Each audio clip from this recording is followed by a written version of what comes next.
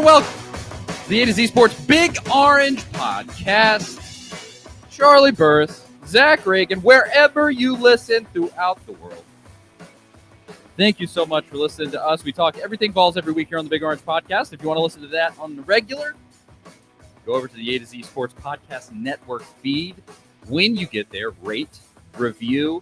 You got to subscribe, because if you do, you won't miss our shows when we drop them on Mondays. And speaking of Mondays, yesterday was Monday, and it was Tennessee's final game of the regional, and so we did not broadcast, so it's Tuesday. And now we can talk about all of this, but regardless, go to the YouTube channel and subscribe there, because if you do, it doesn't matter what day we broadcast. You can be notified when we go live. If you subscribe, hit that notification bell, and you'll be in on it. Be able to be a part of the show. At Charlie_Burst, at Zach TNT, at AtoZ Sports. AtoZSports.com for all the stuff that Zach writes on the internet. We got fancy new music this week, Zach. It's like the opening montage to like I Know What You Did Last Summer, and they're driving down the freeway before horror and tragic events strike them later in the movie. That's kind of what it makes me think of. Early 2000s nostalgia takes me back. I like it. Well, I've told this story before. We had great stuff, and then we started getting flagged by YouTube, so we had to go the unlicensed route. Here we are. Close. I mean, hey, it works. I told you it was under action and sports on the website. Well, so I want to know what the other options were. There were a lot. Turns out on unlicensed music sites, tons of options. Maybe we should go with a new one each week. Anyway, it'd be a lot of work. Yeah. We are obviously in good moods because Tennessee baseball went to, well, they didn't really go to, they just walked out onto their home field here in Knoxville and won their regional. It did have to go all the way to Monday, but they knocked off Wake Forest. And good times on Rocky Top with this game, man. Obviously, we're going to break down the entire thing tonight. This was another just special moment in the Tony Vitello era, and it's every time that this has come around, it's so exciting to talk about. I was looking forward to this all day long, getting to talk about this. What's up, Zach? Yeah, it was stressful and fun weekend. It was I think the whole time we weren't really sure how this thing was going to end. In fact, when we were planning the show, we didn't know what time they were going to play on Monday, so we weren't sure if we were going to do the show last night or tonight. Like, well, if it's a blowout, either way, maybe Wake wins by 10 on Monday night, maybe Tennessee wins by 10. We really had no idea how this thing was going to play out. So it was certainly compelling the entire weekend. It really was a ton to break down. Let's just get right to it. There is other stuff also, but it's a little more, not as exciting. Even there was recruiting stuff last week, and we have now entered into the true sort of what would be without Tennessee baseball. Thank God for Tony Vitello. I feel like I say this every single year that they've made a run like this in baseball. Thank goodness, because right now we would be talking about. Yeah, we've been doing this show basically. I mean, he was hired in 2017, so 2018 was his first year. 2020 was wiped out by COVID, but that's when we started this podcast, 2020. So we've basically been doing the show through this entire run. It's yes, yeah. I can't imagine. I don't know what it was. I don't know what it's like this time of year without Tony Vitello. Truly been a blessing. Thank goodness for it. Let's get into it. Tennessee goes into the regional. They handle Miami, Ohio. Not a ton to talk about in that one. They just continued kind of in that, this looks pretty good. This offense is nice.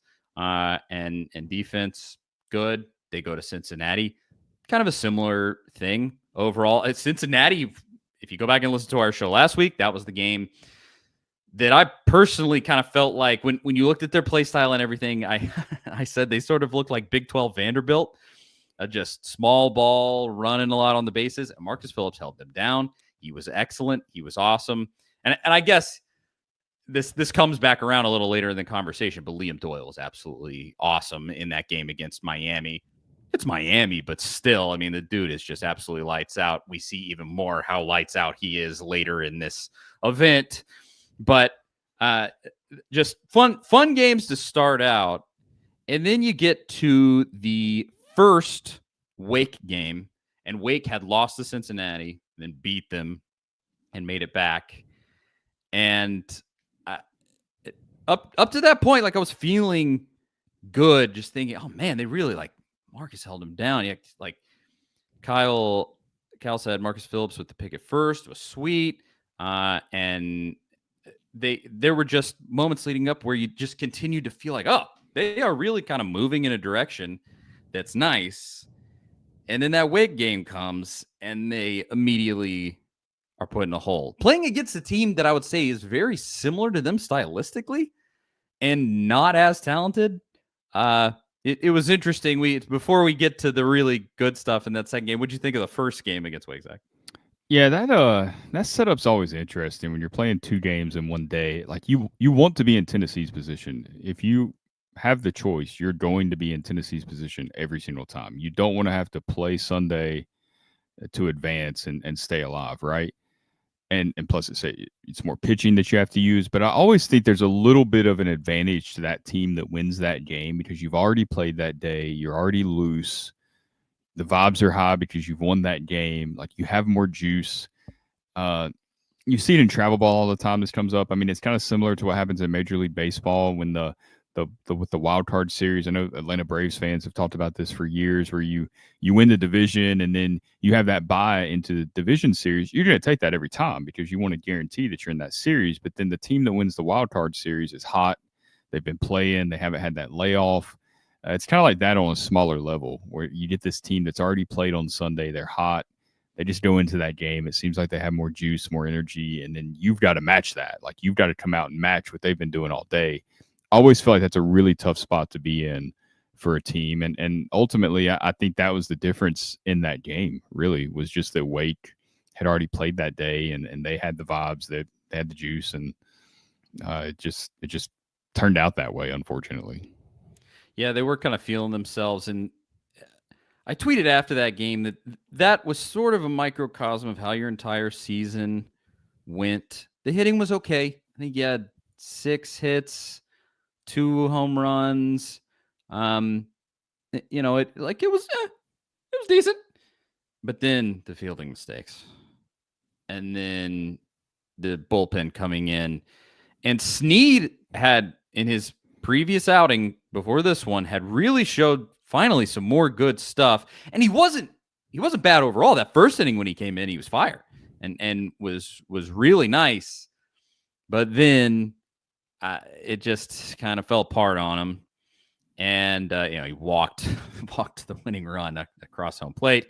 That last inning, I mean, once it was 1st and 3rd with no outs, you're in you got to have a lot go right. I mean, all it takes is a fly ball at that point, and you lose the game on a sacrifice fly or just a softly hit ground ball that somehow gets through the drawn in infield, anything like that. I mean, that's a tough spot to be in. And then if you're pitching, I mean, you want to strike the guy out, right? Like, especially bases loaded. You want to strike this guy out, keep the ball, out of play until at least there's 1 or 2 outs so you can give your team a chance. So you're kind of nibbling at the zone, trying to get guys to chase. They're not going to chase because they know they need a walk. So it's almost an impossible spot to be in. And it wasn't like he pitched. I mean, I know he walked, I think, the leadoff hitter and then gave up that weird single. It was just a tough spot to be in. It was, but there were good things to take away from that game, except just admittedly, that night I was just kind of feeling like, we'll see where this goes. Yeah, because that's been the identity of this baseball team. They've had those games where they go out, they handle business, they look great, they look crisp, and then they've had that game against Wake. They get in the hole early, they fought their way back, and then couldn't take over like they did against Texas. And that's just how it's gone. But then this final game against Wake, man. I said it a little bit earlier. It was another one of these games where we'll be talking about it years down the road. Where we'll go like, oh, remember that one? That one was great. We like the Grand Slam against Wright State. Ultimately, it's a pretty inconsequential game. You ended up making it to the College World Series that year, and Wright State was the very first game of that tournament that you played. It was the opening game, and you were actually not playing well for a lot of that game. You got in a giant hole against Wright State, had to hit a Grand Slam to win. It's that great moment because of that, and Drew Gilbert coming up so massive for you, and it's awesome. But like ultimately, it wasn't a national championship game, but we remember it because of just how it went. It was one in what is now a line of games that truly show the identity of teams under Tony Vitello, where they're loosey-goosey. They're having fun. They show the identity of their coach. They love Vitello. I mean, that's so clear every single time. It's clear in every game that they love him. He loves them. And it's just a special thing. And in this one, you go down 2-0. It started off not great. You could feel in the stadium sort of like, okay, all right, here we go. Because Andrew Fisher, prior to the game, he had tweeted out that, I don't care what you got to do, get down to the stadium, be as loud as you can, whatever it was that he tweeted, this sort of plea to Tennessee fans, which probably a sign of how the season's gone. That's not a good sign that you had to do that before the regional final. And I'll say Lindsey Nelson has not had the same juice this year as it has in past years. And it's a lot of that's because of the home series losses and crap like that. But, Fisher had kind of begged fans to get there. They did show up, and they go down, and you're feeling, what are we doing? And then they tied it 2-2, and you're like, okay, all right, we're back, we're in this, that's all right. And then Manny Marin, and it's stuff like this that has just happened through Vitello's era. That this is what winning teams do. Manny Marin hadn't hit a home run since March.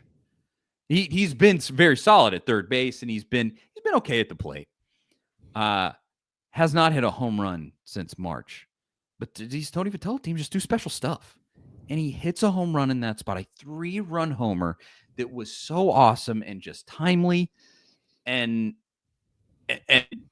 just put juice in that place where suddenly everybody's hyped. And then the real fun started from there. Andrew Fisher comes up, and I mean, this dude is hyping up the crowd. Like, who does that? Yeah, I've never seen that before. Seriously. Because, you're basically, in that scenario, you're kind of doing the Babe Ruth, right? Like, you're kind of going like, I'm going to go get hyped. I'm about to go up here and do this thing. Yeah, you can't strike out after you do that. Exactly. Like, you bravado before you ever bat is crazy. It's now rounding the bases after a home run. That's one thing. Yeah. And then as he goes up, we all saw that Wake's coach had some choice words for Andrew Fisher. Called him some things that we cannot say on this family program. And then Fisher, right in that guy's face, just hammers a home run in one of the most electric moments you will ever see inside Lindsey Nelson Stadium. I mean, it was right up there. I mean, would you say that's number 2 to the Gilbert home run, right? Like I tried to kind of rack my brain what else was up there. Yeah. I mean, it's right there. It's different. It's different than the Gilbert home run, and it's just because it's a different situation. I think the way it all played out, right? Like, it's an elimination game. You're hyping the crowd up before this at bat. You pissed off the other coach, which I get him being annoyed, right? Like, if you're a competitor and if Wake Forest hitter did that, if you're playing in Winston-Salem and he's doing that to their crowd, you would expect Vitello and the Vols to be pissed off. Like, you can't say what he said, obviously. But it wasn't a surprise that it drew a reaction from the other bench. I mean, he probably was going for that in some sort of way, getting under their skin. And then to deliver the crowd going crazy, running the bases the way he did. I mean, Andrew Fisher's a character. We all know that. He's as close to somebody from like the 22 team that you'll find on this team. I mean, that is such an electric moment. I mean, Gilbert's was unique because it won the game. It ended the game and you were down by 3. But man, it's hard to rank. It's hard to rank them, but it's hard to top what Fisher did in that moment. Like that right there is an I'm him moment that you've never seen in the sport before. Like we've seen walk-off grand slams. Like they're rare when you're down by 3, but it has happened before. I don't know that I've ever seen anything like that in any baseball game at any level. Barrett says that at bat for the home run was like something out of a movie. Yes. It seriously was. Like who does that whole sequence? As we already said, hypes up the crowd before the at bat ever happens and then slams a home run. I mean, it was like the Wake Forest coach says the stuff that got caught on camera and he had to apologize for today. And then just in his, it's like that guy's the villain. Fisher's the good guy. Let's go. Here we go. And then a home run right in that guy's face. And the Wake Forest coach just has to sit there and smirk and just like boil in it. And it really was. I mean, it was that in a movie. You'd be like, yeah, that's some Hollywood writing for you. I mean, that's you know, it's the old Mark Twain thing that sometimes reality is stranger than fiction, and it really was. It was, and thinking about it, I mean. Another competitor would be, if you remember, the year Arkansas had Kevin Kopps. They were like number 1 all everything. They came to Knoxville, and in the Saturday game, I remember it so well because I was in the stadium for this.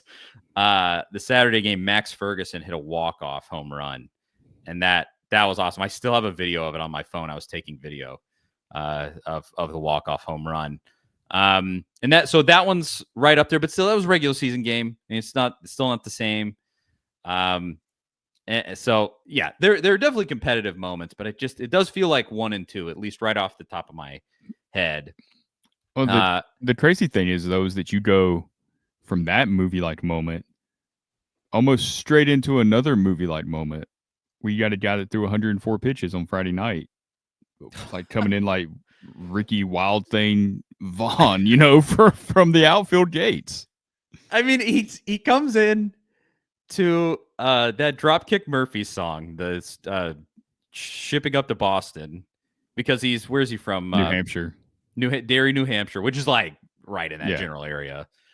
And walks up to that song, and people were tweeting like, "Oh, that's Liam's music," as he walks up, and it really is crazy because we all, before the game, Vitello said, we're considering it. He'll be available. He'll be available because it. Once he said that, though, we knew like you ain't keeping this guy. You ain't keeping this guy at this game if it's close. I would bet they probably didn't want him to go 3 innings and 30 pitches. Yeah, but... I mean, 30 pitches in 3 innings is not that bad. I mean, he might have thrown a bullpen today that was going to be that. To be honest, I don't think that's really. It's an incredible feat by him because the bullpen's obviously much different than an elimination game, a competitive setting like that. But health-wise, I don't think he was like at risk based on the amount of pitches he threw. It was still.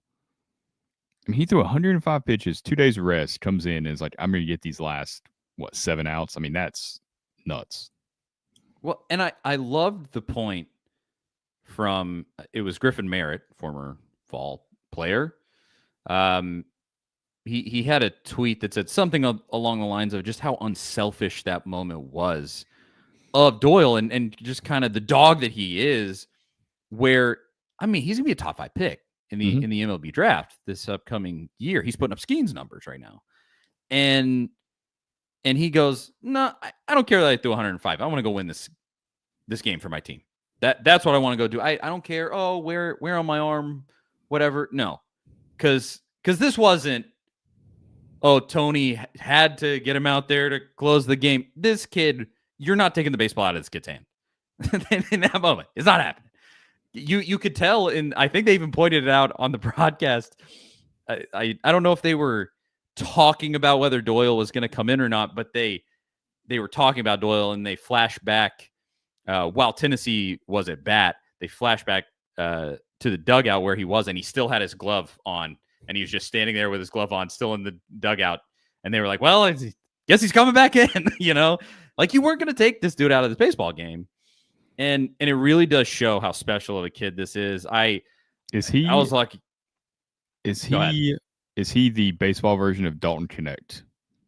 Yes. Just 1 year, transferred in, embraced Tennessee fans, everything about. I mean, it feels like he's been involved for his whole entire life, and he's been here for less than a year. I mean, giving the heart to the fans afterwards. I mean, I feel like he's in that same vein now. Him, I would say him and Fisher combined. Yeah, kind of equal connect to this baseball team, because it does almost feel like thinking about college basketball and some of the dynamics there. In a lot of those Calipari years where they had all those freshmen, what they would say in November when the season started was just wait for March. When these freshmen, they have time to mature and they have time to. It kind of felt like this year, like they came in and Fisher and Doyle are clearly dogs. I mean, just you see it. This game was A1 example of that. But they couldn't just come in as transfers and just be Christian Moore and just be like, I've been here for years. I am the leader of this team. Listen to me. Let's go. Come on. Hop on my back. I'm carrying this team to a victory. They couldn't do that right off the jump. And then over the course of the season, where you've seen how ridiculous Fisher is at the plate and obviously the firecracker that he is. And then Doyle and in the same, just over the course of the season where you've noticed just how awesome he is.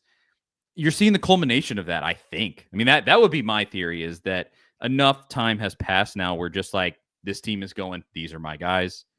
Let's go. This is as much as you can be. I mean, you can't replace Christian Moore and the ridiculous stuff that he did, but like this is your Christian Moore this year. Are these two dudes coming in, firing up this team, just saying what I remember us having a conversation because I think it was a way that you phrased it that I thought really captured that team last year. You said something along the lines of during that College World Series, and it was before they had won. You said something that was like they just are gonna keep playing until there's just no more games to play. Because that's how it is. Like they're just like, we're gonna win this one and we're gonna win this one. They just wouldn't let the team lose. They're just not gonna let that happen. And that's what that felt like last night, where just Doyle and Fisher went, we're not gonna lose this baseball game. We're just gonna take over. Don't worry. It's being able to put yourself in that moment where this is the only game that matters. It doesn't matter what this game means. It doesn't matter what's after this game.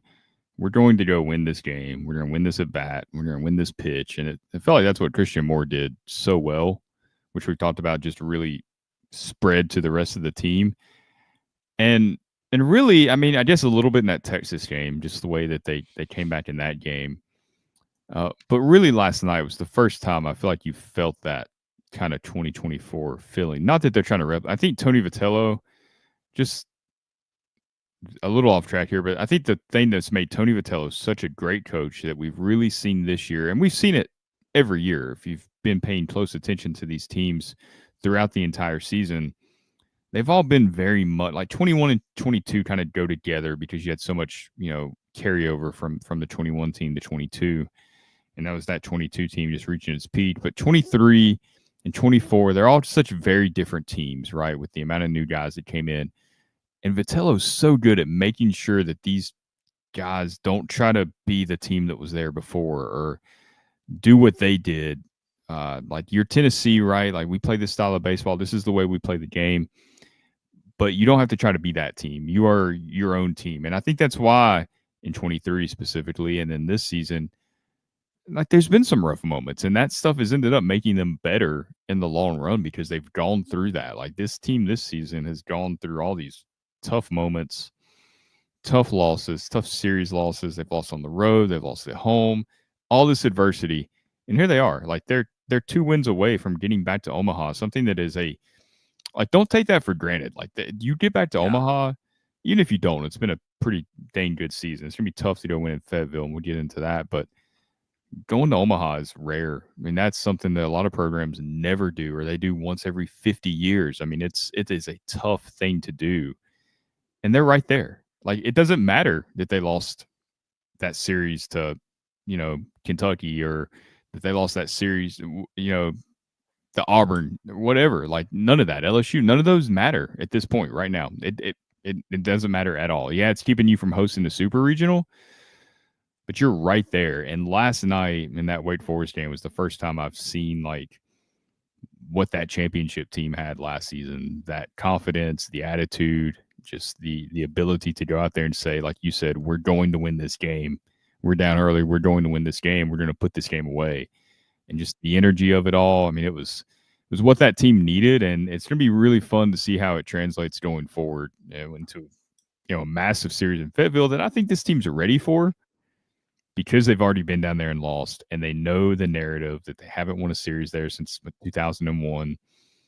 They know all of that, and I think I think the pressure's on Arkansas. I think Austin Price mentioned that on a appearance on 104.5 The Zone today. Like, Tennessee's the defending champs. The pressure's on Arkansas, though. I mean, they've blown it in regionals and super regionals, and you're at home.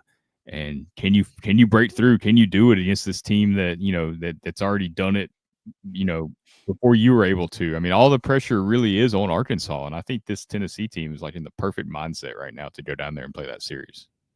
And it's such a fun opportunity. Yeah, as you said, we're going to talk about that in a second. I'm excited about this weekend, but Penny on Facebook says it was epic. It absolutely was. Sam says Wake should have forfeited when they saw Liam Doyle come out and just save themselves the embarrassment. It really was almost like that, though, where, I mean, those at-bats were uncompetitive. they were nowhere close. You were not touching this guy. There was just nothing. And you weren't touching this guy. And previous to this weekend, he'd actually had 2 shaky starts in a row. Kind of got shelled at Arkansas to end the season, and then had a outing in the SEC tournament, and then comes in here and is just a complete flamethrower.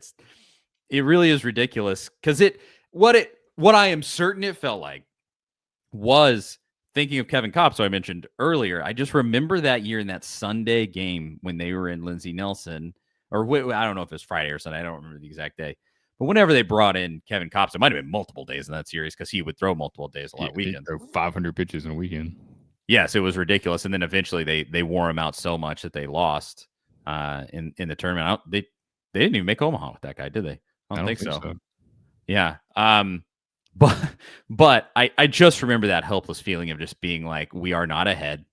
They are bringing in Kevin Kopps. This game is over. Like that was just how you felt. And there was kind of that sense actually last year in I guess it was that first College World Series final game. Texas A&M had whatever that guy with the weird last name that came in, and they ended up overthrowing that guy too, and he got smacked around in later games. It kind of felt that same way, and obviously Skeens, it was just similar to that, where you just went, you can just like give us the outs, like this is over, let's just hit the bus. And that, as I've already said, it is one in a line of just these moments that have stacked up for Tony Vitello, where we are so blessed to have what we have with this baseball team. 5 straight super regionals, which is genuinely insane, just mind-boggling to think where this program was to where it is now. 5 straight super regionals is ridiculous. And something that's really comforting to me is that, it will absolutely suck if you lose to Arkansas. That's going to suck. Yeah. Because they're going to, we made it to Omaha and we beat you. They won't win a national championship because it's Arkansas, but hey, it's still possible. Like, that will suck. But you already had a seminal special moment with this team where we're all going to remember fondly years down the road. It's just like, man, you remember that nutcase Andrew Fisher coming up to the plate, hyping up the crowd, hitting that home run after the Wake Forest coach called him some stuff, and that, like, that's already happened. You have that moment And now you have another chance to do that, because just think of how awesome it will be if this team beats Arkansas to make it to Omaha. Arkansas fans will be broken. That fan base will be shattered from the inside out. Like, it's it's such a great opportunity this weekend, man. We had Will Heflin, former Tennessee pitcher, on the podcast a couple of weeks ago. Some great insight.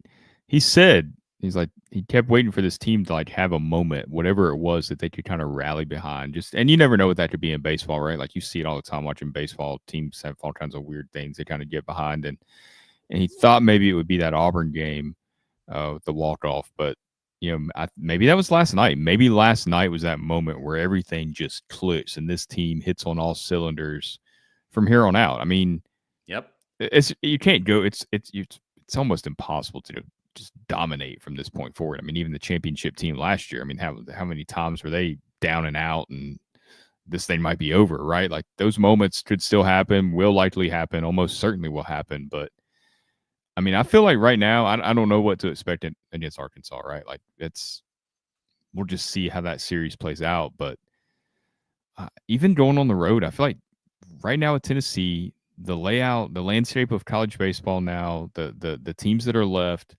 the fact that you might have the best pitcher left, right? Like, you have the guy that everybody's going to be afraid of in Liam Doyle.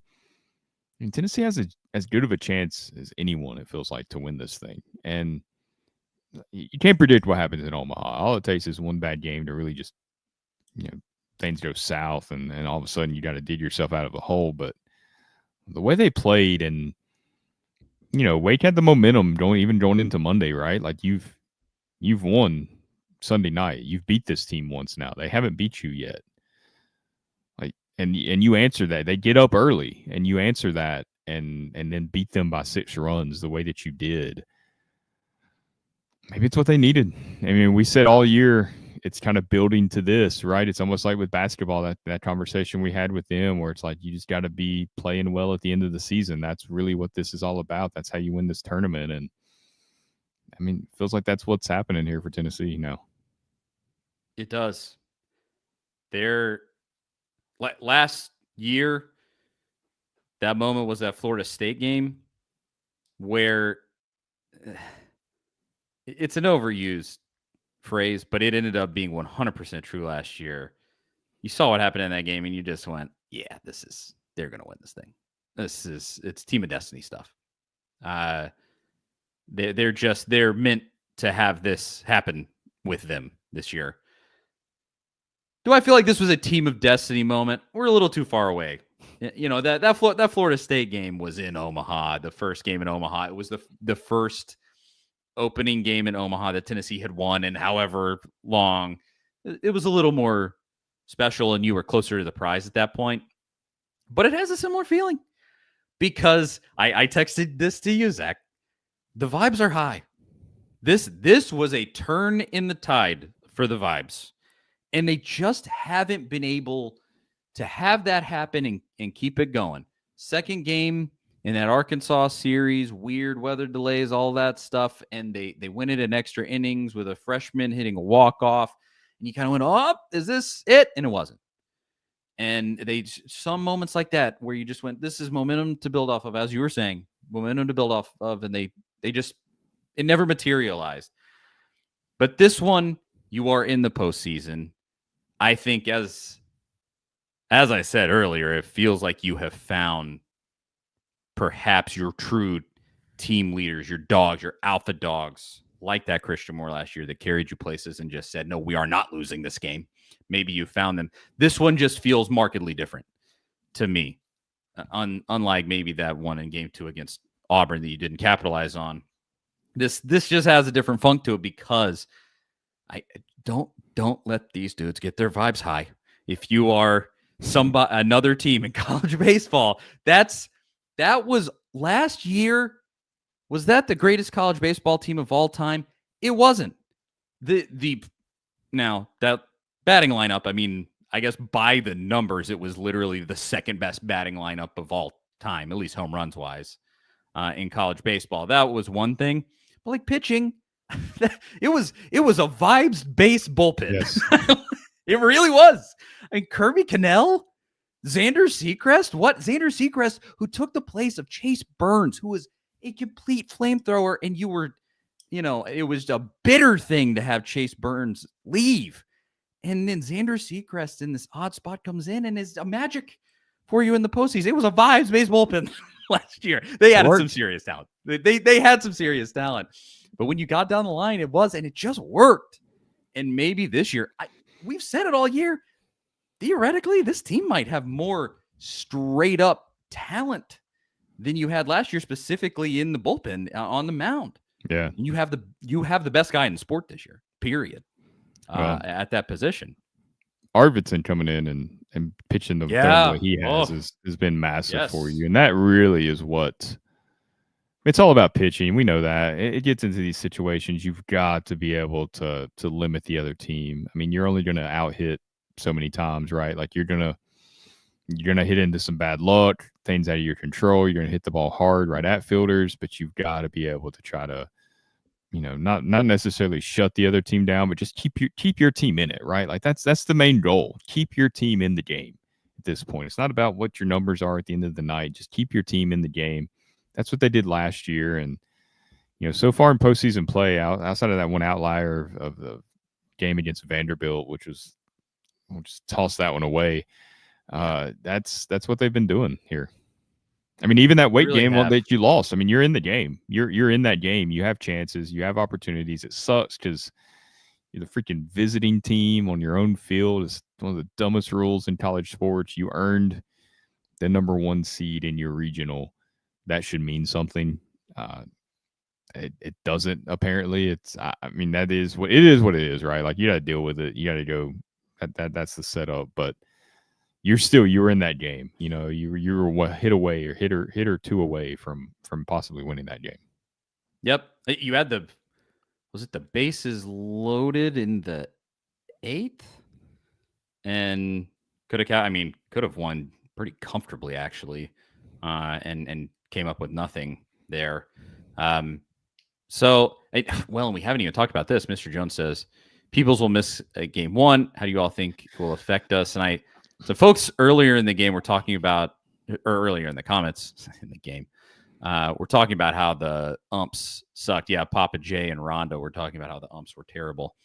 You know what? I don't know if I've talked about this on the podcast or not, but this is something that maybe it's just the old person in me now that I'm advancing in age, but I love watching college games because the strike zone is not, the little box is not on there. And I prefer watching baseball without that on there because I don't know, it's a throwback to when you're younger, you're growing up watching games, and you gotta disagree with the umpire, but you don't know if you're right or wrong. It's like being at a game, like you don't know. And if I know that I'm right and the umpire's wrong, it distracts me from the game. I get mad. I'm like, they missed this call. There's nothing I can do about it, right? So it just takes that element out of it.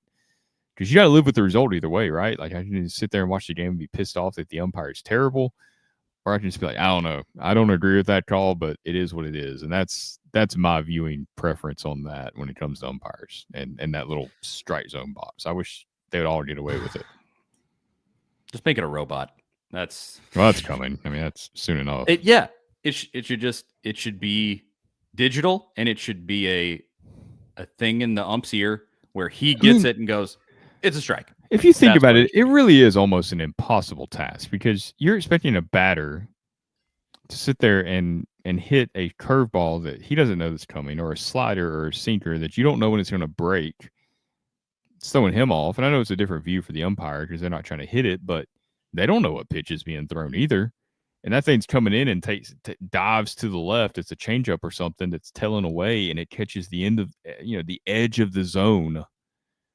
And the technology catches that. I mean, it's almost an unreasonable ask. I know some calls are egregious, and it's just like, this guy has money on this game or something, right? Like, we've all seen those types of calls, but those close ones that are like an inch or two off, maybe, I'd get it. I mean, I don't think I'd do any better. Well, and you saw situations like Carlin Pickens in that game against Texas, and let's be clear, they didn't have the offense to win that game. They got blanked. Yeah. So it honestly didn't matter what Carlin Pickens did.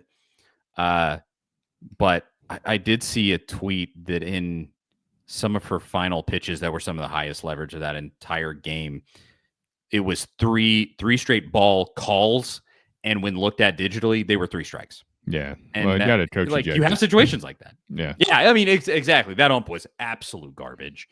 That absolutely sucks.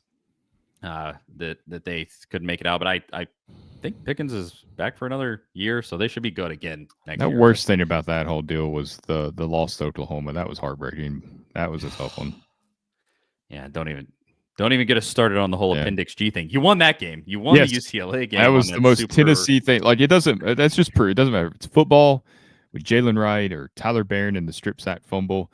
It doesn't matter if it's Tennessee basketball with, Purdue playing Purdue or something in some foul call that determines the outcome of a game. It doesn't matter. They will find a way to make sure you're Tennessee and you're on the short end of the stick of this ruling. I've never seen a situation where we all know exactly what happened and it goes to review and they review it for 10 minutes only to come back and tell us that they can't review it. But they saw it, but we can't review it. Yeah, it's crazy. You won the game, though. You won the game. And you did win the game, but we absolutely all know that if it was exactly reversed and Tennessee was she's out. She's out at the plate 100% if it was a Tennessee player. That's it was the universe. Obvious that there was 10 minutes of searching through a rule book trying to see, okay, how can we? And it's kind of a dumb rule. If Tennessee would have been on the other side of that, I would not be like, yeah, that's the rule, and just be like, yeah, let's go with it. Like, I would be furious, and I'd be talking about how dumb the rule is. So it is dumb, but the rule is the rule, It is. What are you gonna do? Yeah. And also, this is some breaking news. As has happened so many times on our show, Tennessee got a big commit for baseball. As good as things are going at the moment, Tyler Myatt from Walter State. He was the junior college Triple Crown winner. One of these, I just looked up his name on Twitter. This person, I have not fact checked this. This is a live show. But this person, Matt Daniels, said he had the greatest individual offensive season statistically in Walter State history. That's a big time junior college too. That's a good program. Like, that's not just a random run of the mill program. That's a solid program with a really good reputation. He batted .484 with 31 home runs and 110 RBIs. I mean, that's going 2 for 4. That's the Triple Crown. That's pretty hard to do at any level against any competition. I mean, 50% at the plate is pretty good. Yeah. So that's awesome. Classic Tony Vitello, huge pickups on the recruiting trail. But otherwise, there is so much to talk about. We do need to get to this Arkansas game, and the perfect place to start, I think, is Peoples getting thrown out. As BS as that was, I mean, that catcher was talking all game. He's chirping at Levi Clark. Levi Clark gets hit by a pitch, and he throws the bat down, kind of in anger, just being it looked like he was just like, crap, that hurt. Yeah, and like throws the bat down and is walking down to first, and the catcher comes up, walks down the first base line, and is saying stuff to Levi Clark. No throw out, no nothing. Oh, it's okay. He's Wake Forest. It's fine. And Peebles says whatever he says. I'm sure it was some untoward words, and then gets tossed immediately, of course. And who knows? I mean, Peebles obviously was by that ump all game long as the catcher. Maybe something conspired that we don't know about in the lead up to that. But regardless, stupid. And if you're Peebles, just don't answer. Just keep it to yourself. He is some to blame there, as much as the ump is an idiot. So, which Vitello agreed with after the game. It's like, you guys gotta zip it and move on, no matter what. Just keep it together. Keep it together. Keep it moving. And he didn't. And so he's suspended for game 1. And that means Stone Lawless will be behind the plate most likely. And a lot of folks have said, Sam says it in the comments here. He says, Lawless is caught for Marcus five times this year. We should be fine. He's not as good of a bat. Not as good at the plate. And Peebles has had a little bit of heater lately. The last couple of games of the regional, he was kind of a no-show. But he had some really nice at-bats in the last few games. Yeah. So we'll be missing that. I think I think this is. I think this is accurate. I'm not sure, 100% sure, but I think it's Liam Doyle has only pitched to Peebles this year, right? Yes. Is what I've seen. So I mean, you're not gonna. That's a big deal. The battery. I mean, the catcher pitcher relationship is super important, and you're not gonna mess with a good thing there. I'm sure Lawless could catch him and has caught his bullpens probably at times or throughout the fall. I don't know exactly their setup, but I think it makes Tony Vitello's decision pitching wise so much easier because you're not going to throw Doyle then to the backup catcher who he hasn't thrown to all season, all postseason. He's probably leaning towards starting Phillips anyway because you started him in the first game in the first Arkansas series and you won that game. So we know Vitello kind of likes to go with what's worked in the past. So I would bet that was probably the way he was leaning to begin with. The series starts on Saturday, which is good for Tennessee. Gives you an extra day of rest for your pitching. This allows you to start Doyle on Sunday. Gives him almost a full week that he would normally have in between throwing, right? So you threw Friday, but then you threw again Monday. Not that many pitches, but this gets you back on your kind of normal schedule. He can have a normal week now going from Monday to Sunday to prepare. I just think it makes Vitello's job. It sucks, right? Like you said, people's bat is something you want in there, but it is what it is. I mean, you can't go change it, right? Like you just got to deal with the situation now. So I think it just makes his decision making a little easier. Oh, this is a good point. Yeah, that was Doyle pitched to Lawless last night. No choice. That fair. Yeah. That Outside is true. of that, hey, yes, it has been exclusively to Peebles. I will say something that I think people started. At least I remember the tweets. The first tweets I saw of this were with Peebles. He was the guy that brought back the Drew Gilbert hands over the face hit celebration. And so he's a fiery guy, and maybe you missed that. There's some to be said there. And I do love that. I think that's not a coincidence. That it goes right along with the fire that you found with Fisher and maybe the leadership there. And same with Doyle. It's happened organically. Like that's just the way it has to happen, right? Like that's why Vitello, like I talked about a little earlier, that's why he's so good at this, is he lets these things happen organically. He doesn't force them to be who they're not. Like it'll happen. You just got to kind of cultivate the group that you have and, look where they're at. But it is, I mean, I guess he was paying homage to Drew Gilbert in more ways than one then by getting suspended for a super regional game too. So it's a great point. That's a really great point. Yeah. He said, I will take the mantle of being this year's Drew Gilbert. Took it a little too far there, John. We could have done without this homage for sure. But that is what it is. And so you're going to Fayetteville this weekend. And I mean, to your point about Vitello letting his guys go, there couldn't be more of a clash of styles than with Dave Van Horn, who is just an old curmudgeon. It's so crazy Vitello worked for him. It really is. I mean, he is Corbin without the national championships. Just an old, stodgy, annoying. You can't do that. You can't do. Don't flip that bat. And I can't stand it. That's why I put a clown nose on him in the thumbnail on this, because I can't freaking stand the guy. They can't stand us. I am certain that Dave Van Horn has a lot of respect for Tony Vitello, and they have a good relationship, I think, overall, even though there's been some fire there. Which is, as a side note, real quick, Charlie's not kidding. Someone else makes the graphics for the show, and Charlie went in after the fact and put the clown nose on. Like he went the extra mile to do that. I will not have Dave Van Horn in a thumbnail on this show without a clown nose on. It's true. Same for Tim Corbin, if that ever came up. But Arkansas is very good, and you can't get around that. They are probably the best team in this thing. Remaining pound for pound, and just the way that they're playing, they took care of business. They had an easier regional than Tennessee did, but they took care of business effectively and efficiently. They got to save a set of pitchers where Tennessee did not. Their pitchers were awesome in their regional.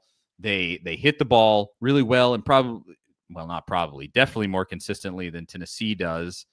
At the same time, the things that I would bring up, there's two of them.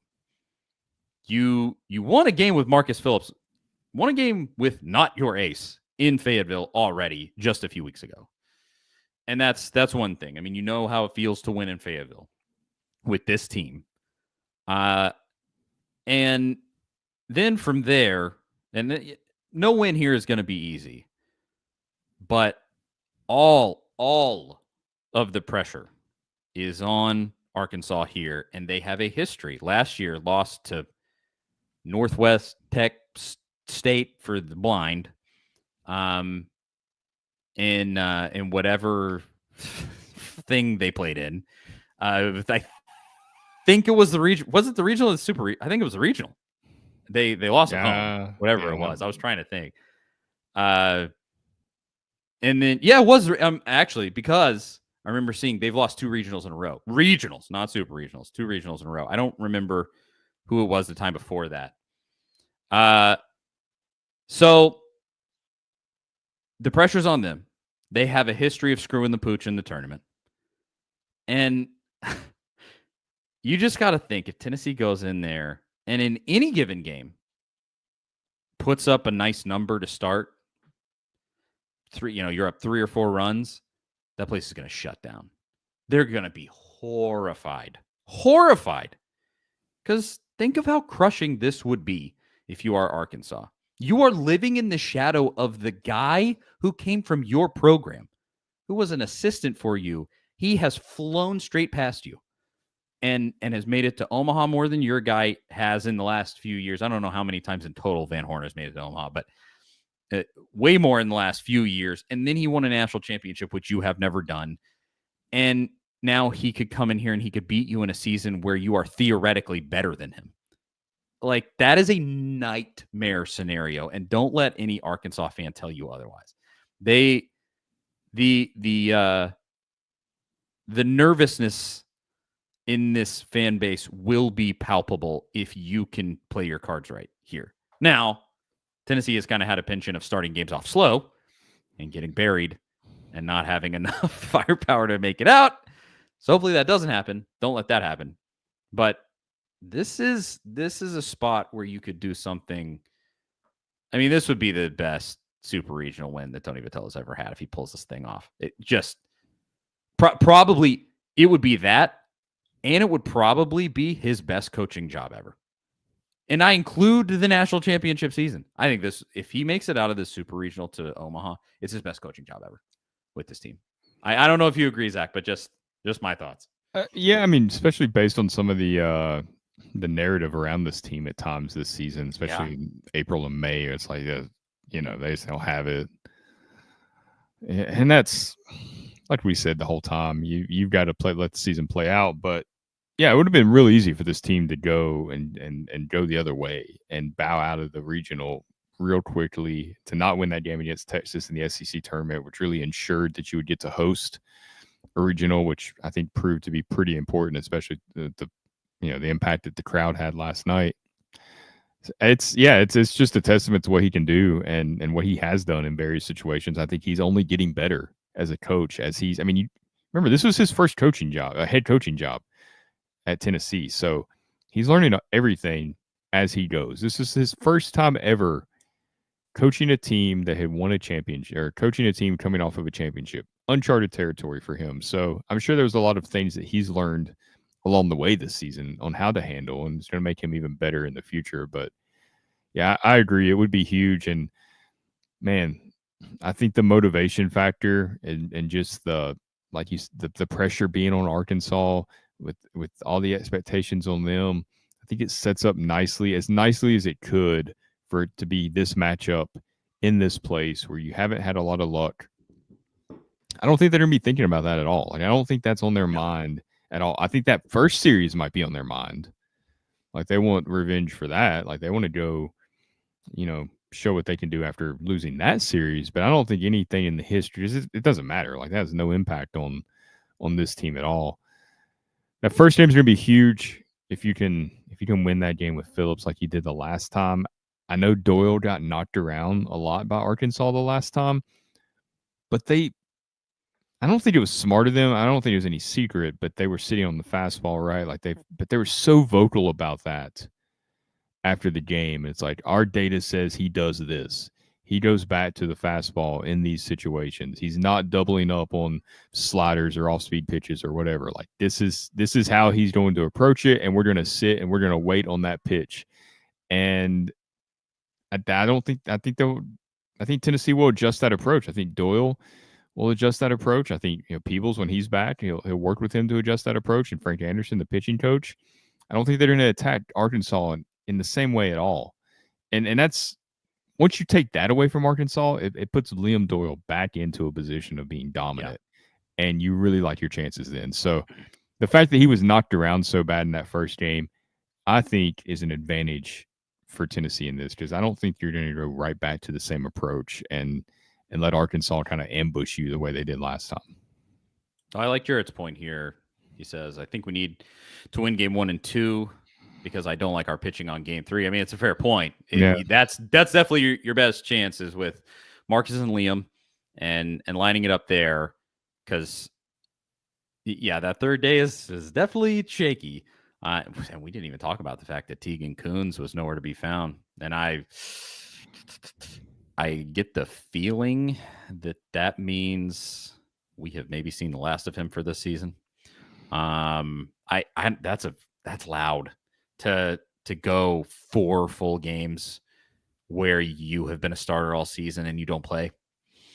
That's something. That's definitely not nothing. Obviously you won, so it was consequential, but it wasn't. So that I don't know. I don't know what to think about that. Maybe it's nothing, and maybe he had stomach flu, and but I think if that was the case, we would have heard about it. So, do with that what you will, I guess. But I do agree, and I got to think with Doyle, he has to have, especially those post game comments, on his mind, and he is probably sitting there seething. You see him in that game against Wake Forest. The kid takes a timeout to talk to the coach, or the coach takes a timeout and brings the kid over. And didn't he say, they show it? Yeah, he said, "Your F." And he was mound. And completely. It was one pitch and the kid was out. Sometimes you see those situations where the infielders will kind of come over and huddle with the pitcher.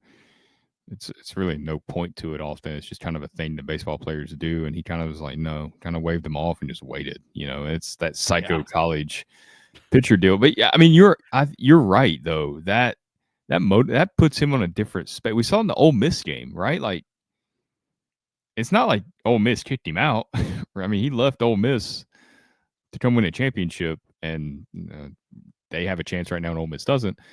But I don't think there was like super bad blood there, but he was still so hyped up and ready for that game. And you saw the energy he had in that game and the way he played.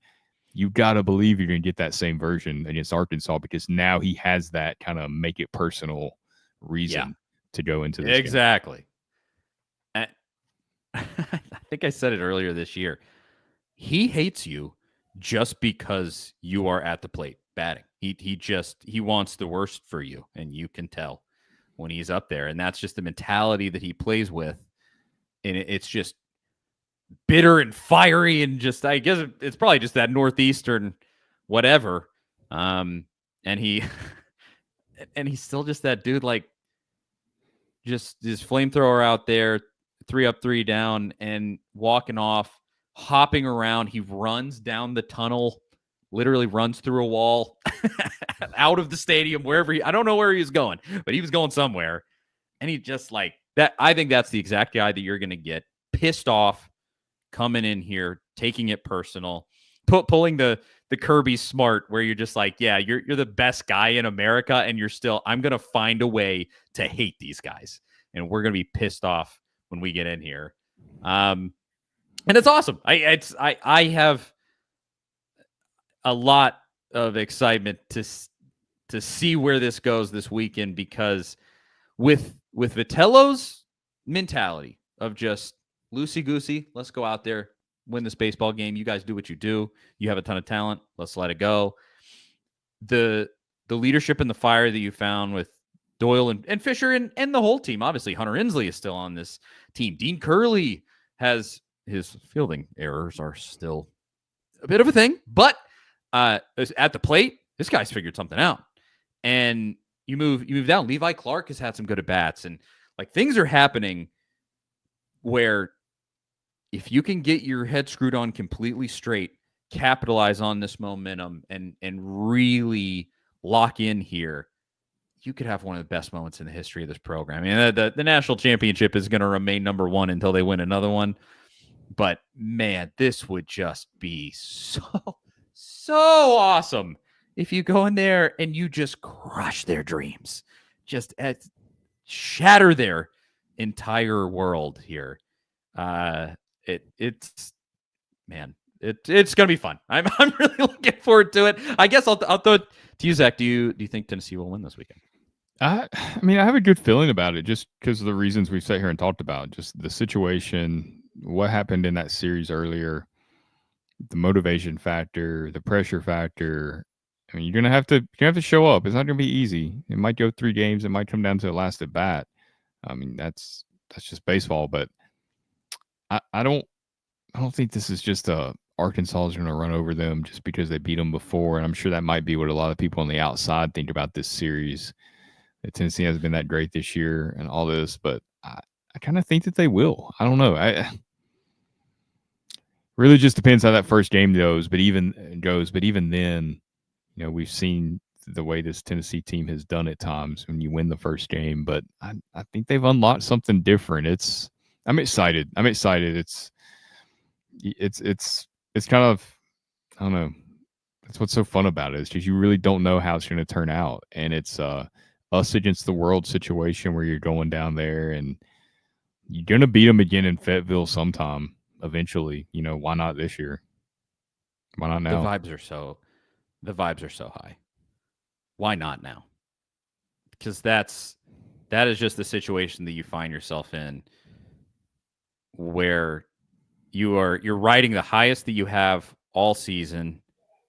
You have the biggest opportunity of the season right in front of you with a group of guys who so badly, I mean, they came here to win from a program that lost to Murray State. No offense, that Murray State team is salty. I love seeing that, but you got something special brewing, and at Arkansas, the vibes are just perpetually low. Dave Van Horn makes sure of that. And I love the clash of styles, and the Vitello needs to get on track with where he was with Corbin, where, you know, just a crying, bitter old man, and he thinks he's God's gift to baseball, and you just slap him around. We need to get back to that with Arkansas. Show these guys who are boss. They think they're so special for some reason. Oh, when Dave Van Horn retires, we're going to take Tony Vitello. No, you're not. You're not going to do that. We're a better program than you. We've won a national championship. You have nothing on us. You have nothing to say. Take a seat. I think this is a win for the boys. They're going to do. It's another special Vitello weekend for me. I think. Well, we'll see. It's like Papa J says there. You know, when Ole Miss won it, they were far from the team anyone expected to win going into it. So that is a real thing in baseball. It's going to get hot for a few weeks, and you're as talented as anyone in the country. So if you're playing good baseball, I honestly who are you scared of? You get past Arkansas, like who are you scared of? We don't know who's going to be there yet, but. It would if everything went chalk. It'll be LSU in the opening game, which is just ridiculous that they set it up that way. The 3 best SEC teams just playing each other in succession. I guess technically Tennessee, by the numbers, was not the best SEC team coming in, but by talent they definitely were, or one of the 3 best SEC teams. We'll see what happens. I think that's the show. Charlie Burris, Zach Reagan, Big Orange Podcast. There probably was other stuff to talk about, but we went an hour and 5 minutes on baseball and baseball alone because that is what we do on the show. Thank you to everybody who tuned in. Just think of how awesome this will be if we can be on here talking about beating Arkansas next week. Let's do it. Let's do it. That's it. Thank you for tuning in, and we will talk to y'all next week. See you guys later.